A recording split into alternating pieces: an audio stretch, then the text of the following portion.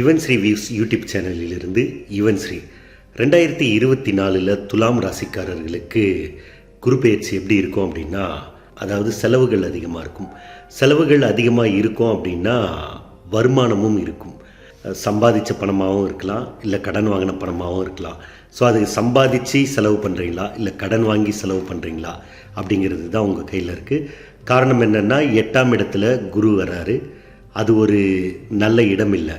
ஆனால் இருந்தாலும் அங்கேருந்து குரு தன்னுடைய 5ஆம் பார்வையாக உங்கள் ராசிக்கு 12ஆம் இடத்தை பார்க்குறாரு. உங்கள் ராசிக்கு 2ஆம் இடத்தை 7ஆம் பார்வையாக பார்க்குறாரு. 9ஆம் பார்வையாக 4ஆம் இடத்தை பார்க்குறாரு. இங்கெல்லாம் பணம் வரும் அப்படிங்கிறதுனால பணம் செலவாகும்.